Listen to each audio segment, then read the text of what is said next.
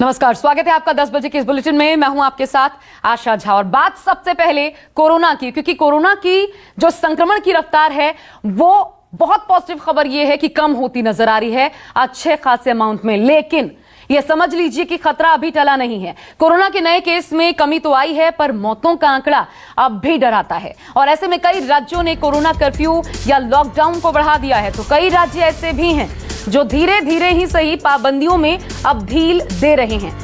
आइए जानते हैं कि किस राज्य में लॉकडाउन को बढ़ाया गया है। हम आपको दिखाते हैं अलग अलग राज्यों में इस वक्त क्या हो रहा है। देखिए, महाराष्ट्र में अब 15 जून तक के लिए लॉकडाउन को बढ़ा दिया गया है। पंजाब की बात कर लें तो कोरोना कर्फ्यू को 10 जून तक यहां भी बढ़ाया गया है। हरियाणा, हिमाचल प्रदेश की बात करें 7 जून तक यहां पर लॉकडाउन रहेगा। बिहार के सीएम नीतीश कुमार ने भी इधर 8 जून तक लॉकडाउन बढ़ाने का ऐलान कर दिया है।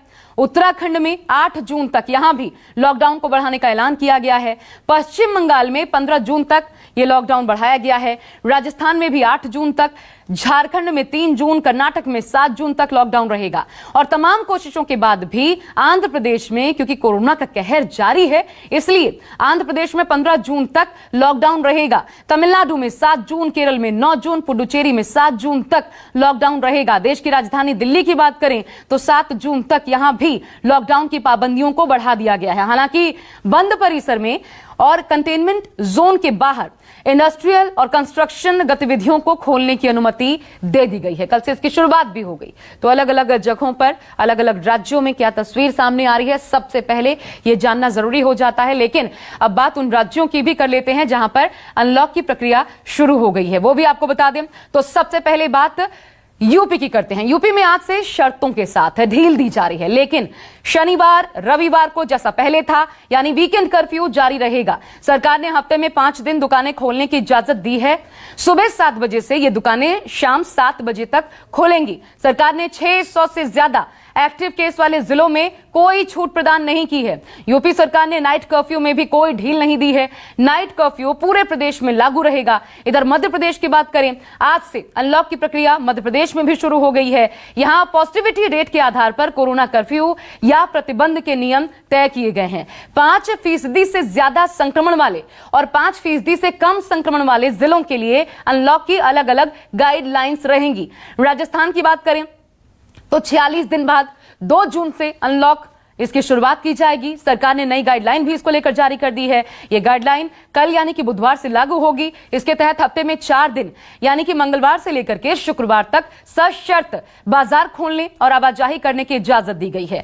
जम्मू कश्मीर की अगर बात करें तो 31 मई से यानी कल से ही अनलॉक की प्रक्रिया यहां पर शुरू हो गई है। Outdoor market area rotation base पर खोले जाएंगे। सार्वजनिक परिवहन 50% क्षमता के साथ चलाए जा रहे हैं। 25% क्षमता के साथ इंडोर मॉल भी खोले जा सकते हैं। वीकेंड कर्फ्यू जम्मू कश्मीर के सभी 20 जिलों में हालांकि लागू रहेगा, यानी सैटरडे संडेज बंद।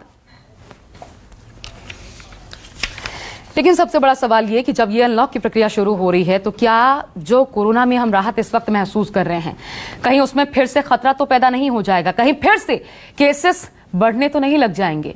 आपको बता दें, यही समझने के लिए हमारे साथ खास मेहमानों का पैनल इस वक्त जुड़ गया है। परिचय करवा दूं सबसे पहले डॉक्टर जेसी पासे, एक्स मेडिकल डायरेक्टर एलएनजेपी से हमारे साथ जुड़ेंगे। Doctor Suryakant Tripathi, head respiratory medicine KGMU से हमारे साथ जुड़ चुके हैं। Doctor Arvind Kumar, associate professor medicine AIIMS से हमारे साथ इस वक्त हैं। शरद कोहली को भी आप देख पा रहे हैं, और शरद कोहली का होना इसलिए महत्वपूर्ण है, इकोनॉमिस्ट हैं जाने माने, क्योंकि खोलना हमारी जरूरत भी थी, मजबूरी भी थी। अब ऐसे में इसका क्या कोई इफेक्ट तो सामने नहीं आ सकता, इस पर बात करेंगे। पल्लवी झा हमारे साथ दिल्ली से जुड़ी हुई हैं, मुंबई से संकेत पाठक को आप देख सकते हैं। सबसे पहले पल्लवी, आप ही के पास आते हुए, क्या आज से शुरुआत हो जाएगी अनलॉक की जो प्रक्रिया शुरू हो रही है? पहले लग रहा था कि 1 तारीख से छूट मिलेगी आम लोगों को भी, लेकिन क्या कारण रहा कि सिर्फ औद्योगिक इकाइयों को ही खोलने की, वो भी बंद रीजन में खोलने की छूट दी गई?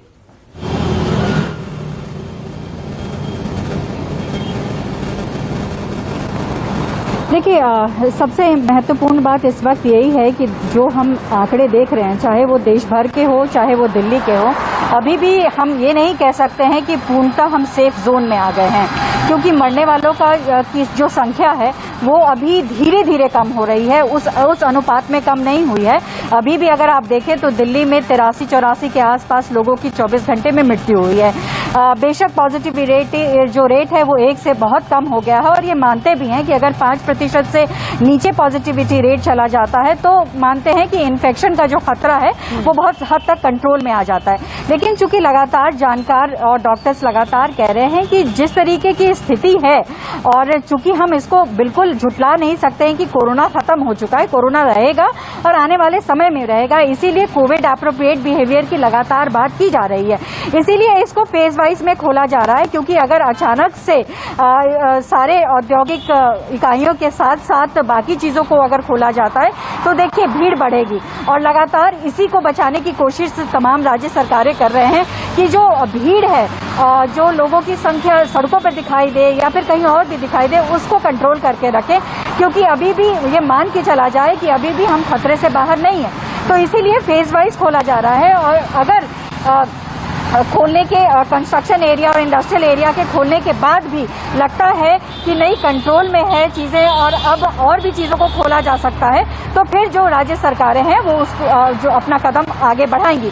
लेकिन फिलहाल 1 हफ्ते तक यही देखा जाएगा कि किस तरीके से इन्फेक्शन जो है वो बढ़ता है, वो घटता है, और इसीलिए फेज वाइज खोला जा रहा है। फिलहाल देखिए तो ये भी कहा गया है कि जो इंडस्ट्रियल या जो भी कंपनीज हैं उन पर डीएम की नजर रहेगी। डीएम जो है वहां पर रैंडम RT-PCR और रैट करेंगे, ताकि चेक होता रहे कि किसी तरीके की कहीं कोई गलती तो नहीं हो रही है, कोई जो है गलत तरीके से तो काम नहीं कर रहा है। तो कोविड एप्रोप्रिएट बिहेवियर पर निगरानी भी रखनी है, और साथ ही साथ तमाम कंपनीज के जो भी मालिक हैं उनको भी ये हिदायत दी गई है कि आप जो है उतने लोगों को ही बुलाइए इस वक्त जितने की अभी जरूरत हो।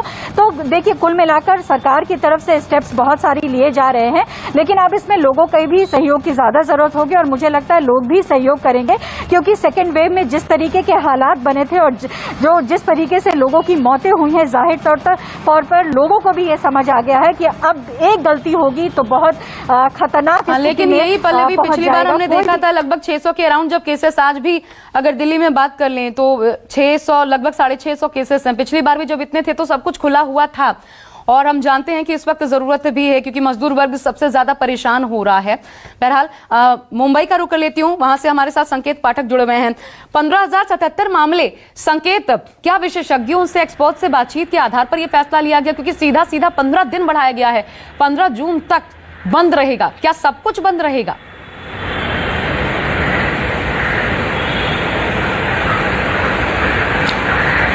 देखिए, मैं आपको अगर मुंबई और महाराष्ट्र की बात करूं तो 15 दिनों के लिए लॉकडाउन महाराष्ट्र सरकार ने बढ़ा दिया है, लेकिन जो जिले जहां पर पॉजिटिविटी रेट करीब 10% से कम है उन जिलों में आंशिक तौर पर कुछ छूट दी गई है। अगर मैं मुंबई की बात करूं तो मुंबई में आज से जो गैर जरूरी दुकानें हैं उनको भी खोलने की अनुमति दी गई है, लेकिन सिर्फ सुबह 7 बजे से लेकर 2 बजे तक, यानी 2 बजे के बाद वो दुकानें बंद हो जाएंगी।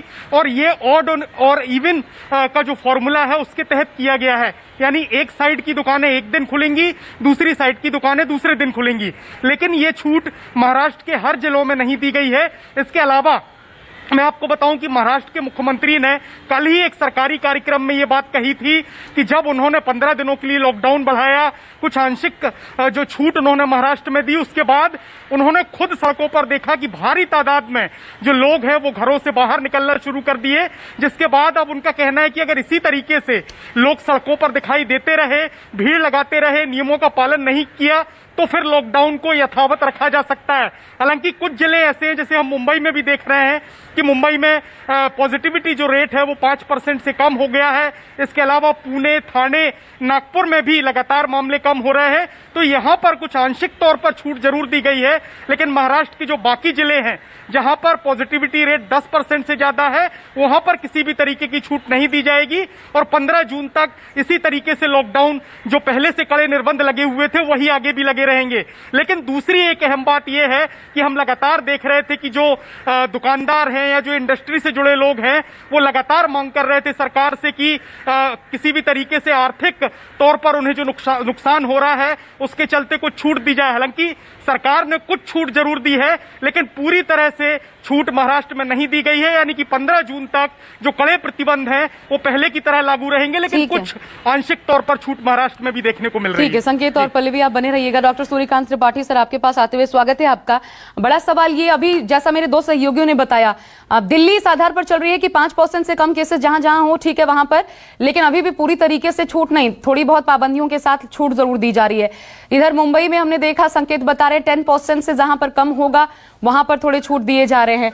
ये 5% और 10%, इन दोनों में ठीक क्या है? किस आधार पर डिसीजन लेना एक तो ज्यादा ठीक है, और ये जो अनलॉक की प्रक्रिया अब शुरू हो रही है कहीं दोबारा खतरा तो नहीं पैदा करेगा?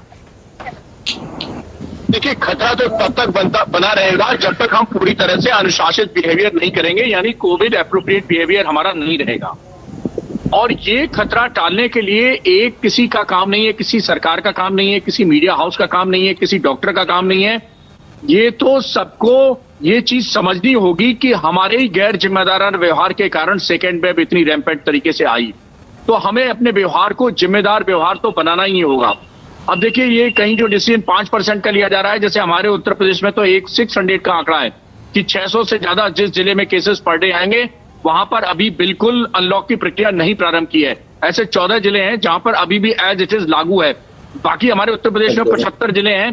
तो रेस्ट ऑफ दी जो डिस्ट्रिक्ट हैं जिसमें 600 से कम केसेस पर डे आ रहे हैं, उसमें उन्होंने स्टेप बाय उसमें अनलॉक की प्रक्रिया प्रारंभ की है। देखिए, जैसे हम खोलते हैं तो खोलने का मतलब ये नहीं है कि हमें कोई पार्टी करने का, हमें कोई जश्न मनाने का मौका मिल गया है।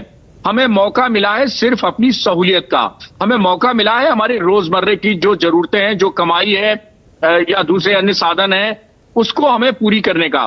तो इसका मतलब हमें फ्रीडम तो मिली है, लेकिन हमें उसको इस तरह की आजादी नहीं मिली है कि उस आजादी को पूरी तरह से हम नॉन रिस्पॉन्सिबल बिहेवियर। लेकिन सर, ये लोग समझते नहीं है ना। महाराष्ट्र में अभी संकेत भी बता रहे थे, आप जानते हैं कि मुख्यमंत्री अभी ये देखना चाहते हैं कि कहीं एक बार फिर से वही भीड़ इकट्ठा ना होने लग जाए, और वो देख भी रहे हैं महाराष्ट्र में ऐसा हो रहा है। जैसे ही थोड़ी बहुत छूट, लोग निकल जाते हैं। तो ये तो लोगों की समझ पर भी प्रश्न चिन्ह है, और ये चलता रहेगा, शायद इस पर काबू नहीं पाया जा सकता। इन स्थितियों में क्या ये खोलना ठीक है? जी बिल्कुल ठीक है। देखिए, ऐसा है कि ये अभी चलेगा और लंबा चलेगा। अभी तो देखिए, हमें थर्ड वेव की भी तैयारी करनी है, और थर्ड वेव की तैयारी दो ही तरह से हो सकती है।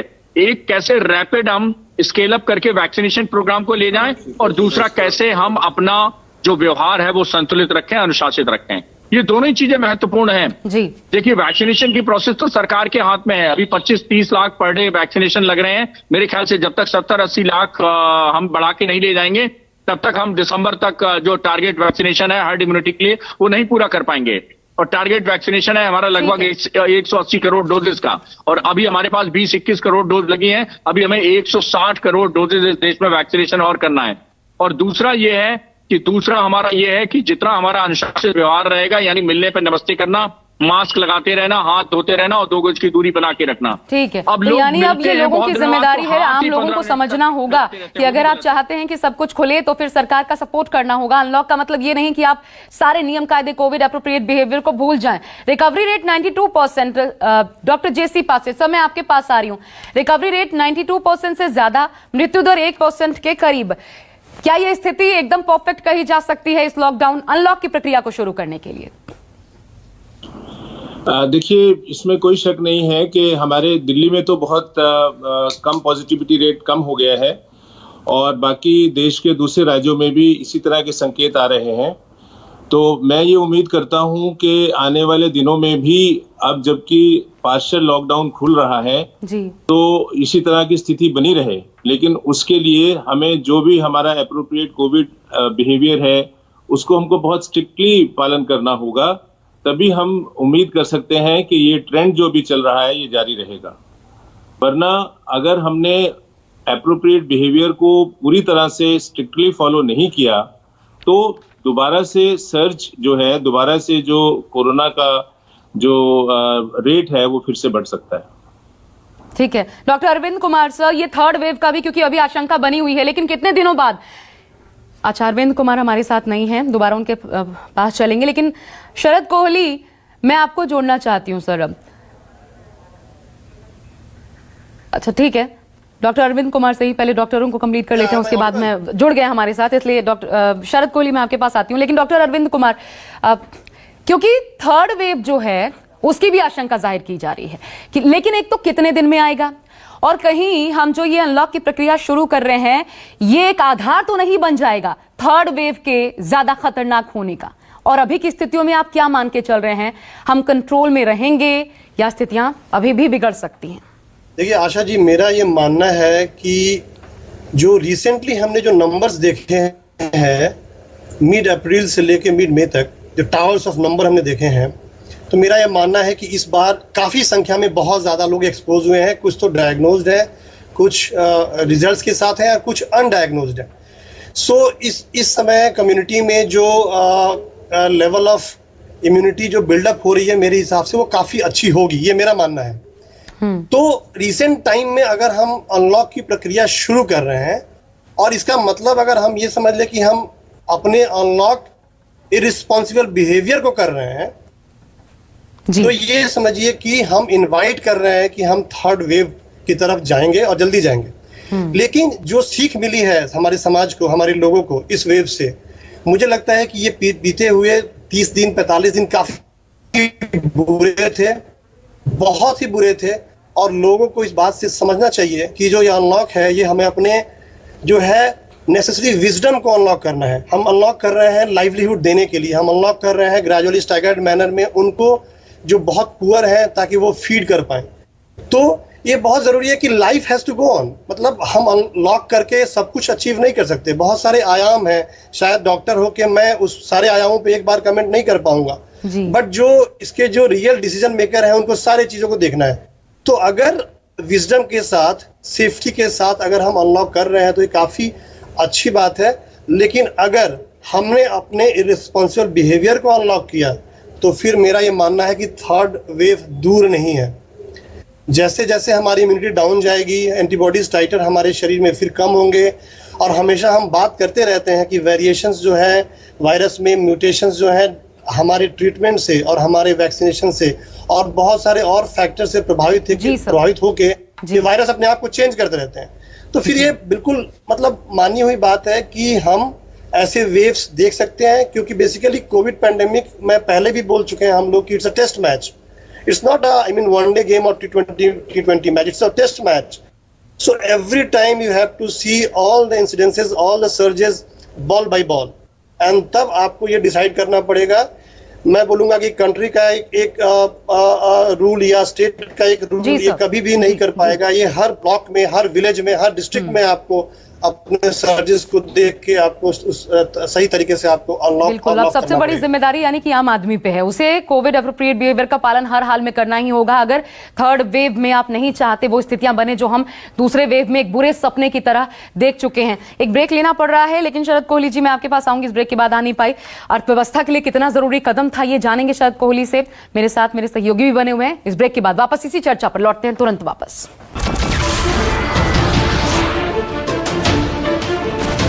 नमस्कार, मैं हूं मानक गुप्ता। अगर आपको हमारा ये वीडियो पसंद आया हो तो इसे लाइक और शेयर जरूर करें, और हां, हमें सब्सक्राइब और फॉलो करना ना भूलें ताकि आप देश और दुनिया की कोई खबर मिस ना करें। तो जुड़े रहिए हमारे साथ और देखते रहिए न्यूज़ 24।